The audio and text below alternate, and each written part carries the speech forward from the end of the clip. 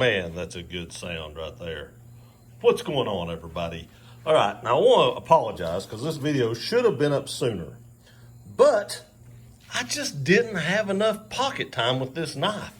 I mean, I just didn't have anything to cut almost all week. It's been amazing. Haven't got that many packages in the mail. I got a few today and got to use it a little more today, but just haven't had a ton of things to cut with this. So I actually had to find stuff to cut and stuff like that because I just didn't get anything in the mail. It was crazy. It's been a weird week. Normally I get tons of packages, didn't hardly get any.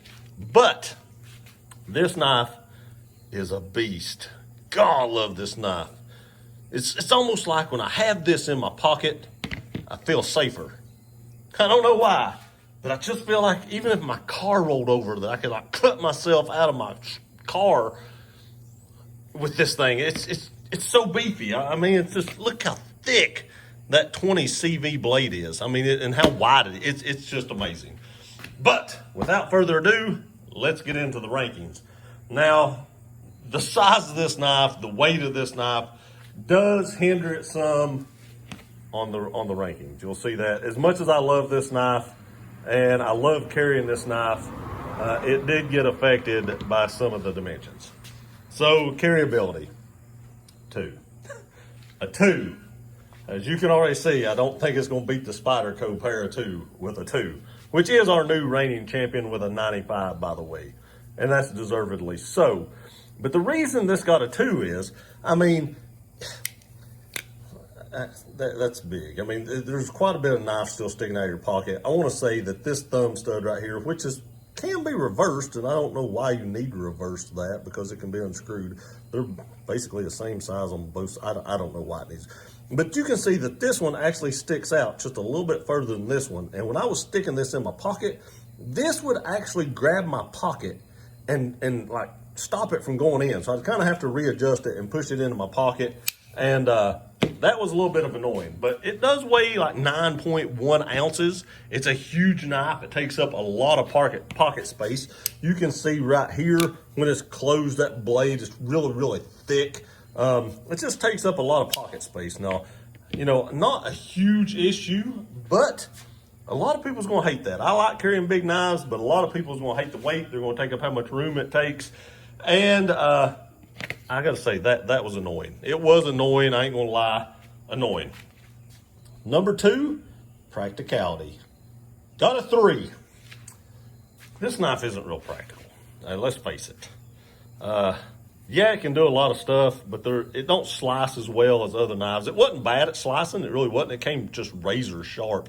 But it's just huge. It's basically almost a fixed blade with this triad lock. And it's just so massive that the practicality of carrying this knife daily just isn't going to get high scores. I love it. I would carry this daily, but I feel like most people, that's probably a no bueno. Next is sliceability. I give it a 4. It sliced okay, but once you got up into this thicker portion of the knife, it really started getting some drag and stuff like that. The blade is real slick, which does aid in slicing. And the thing, like I said, came just razor sharp. It's still razor sharp. That 20 CV is pretty hard to dull. But it's just such a thick stock that it just doesn't slice as good as knives like the Para 2, the Giant Mouse Ace Biblio, which I don't believe this knife was designed for stuff like that. But we're looking at like an EDC kind of standpoint, and sliceability, 4 or 5. I gave it a 4. I went on lower end because it is a little bit of a drag. I don't know. It could have been a 5 just as well, but I went ahead and gave it the lower number because I think a lot of people isn't going to like that. Hold and edge is a 9.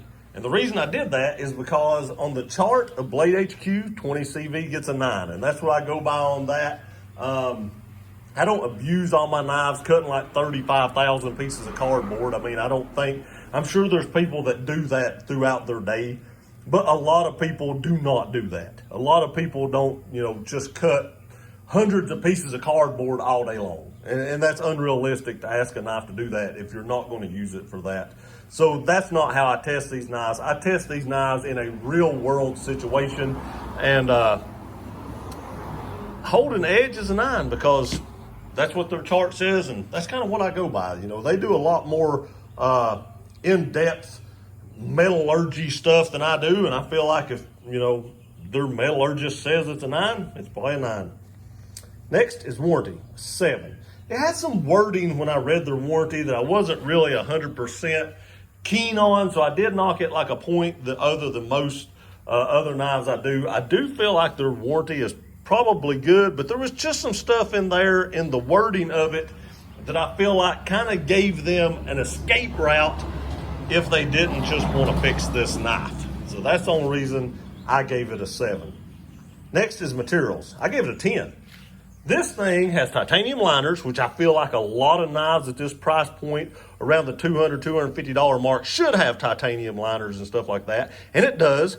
It has an awesome triad lock that locks this thing up like a bank vault. 20 CV steel and awesome G10.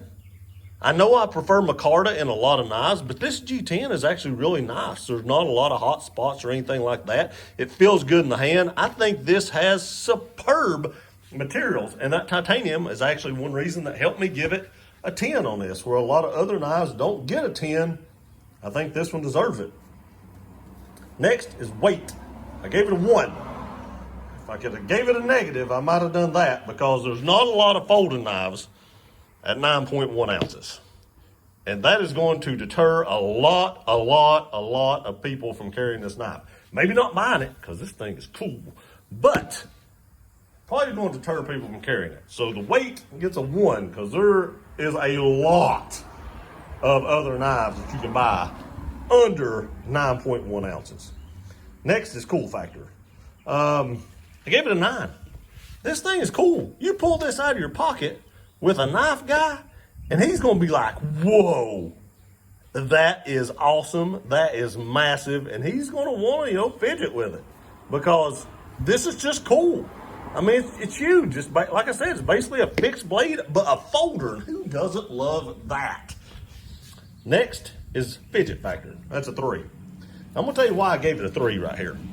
That's because it's hard to shut. I'm not going to say you can't shut it one-handed, but you want to be careful because this blade can swing up and hit your finger right there.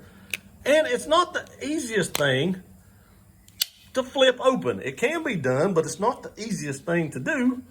And I didn't fidget with this knife. I love this sound. Don't get me wrong. I think it's a two-handed closing knife, personally. But I love this sound. Listen to this. You can just hear how tight that locks up by that click. And really, the only time I fidgeted with it was just to hear that sound, because I think that sound is pretty amazing. But other than that, this is not a fidget knife by no means at all. And the last thing, and sometimes I forget to put this up here where it goes, is ease of use, and I gave that a 5. The reason I gave it a 5 is because I think it's a two-handed closer. You can close it with one hand, but I think it's safer to do it with two. And like I said, I think it's more like an opening knife like that, not like a flip open or something. And because this got hung up in my pocket and stuff every once in a while, I kind of have to adjust it or kind of pull my pocket away from it to get it to go in there. Ease of use was definitely not as easy as like the Spyderco and some other knives I reviewed. And because of that, ease of use actually suffered with a 5. So, what is the final score? Now, like I said, the Spyderco got a 95. The 4Max got a 53. You can see I forgot to add this down here. That's why I scribbled that out. But when I added it, I had to retotal it. 53. That's a pretty low score. That's the lowest score I've had yet, I think. But I love this knife. And I was unbiased when I did all these right here, and I think all of them were justifiable in their scores. But for me, personally, just personally, this knife scores way higher than this. But when I score these, I think about everyone and their opinions and stuff like that. And I try to be totally unbiased about me liking large folders and stuff like that. And I just love this knife. And I always will, and I'll never get rid of this knife. Because like I said, I just feel safer with this in my pocket for some odd reason. Because I feel like it could do anything that I ask it to. Let me know what you think in the comment section. You like that score? I think for what I rank these at, that is the score it deserves. But in my heart, it'll always be higher score than that. I appreciate y'all watching this video. Please like, share, and subscribe. We'll see you next time.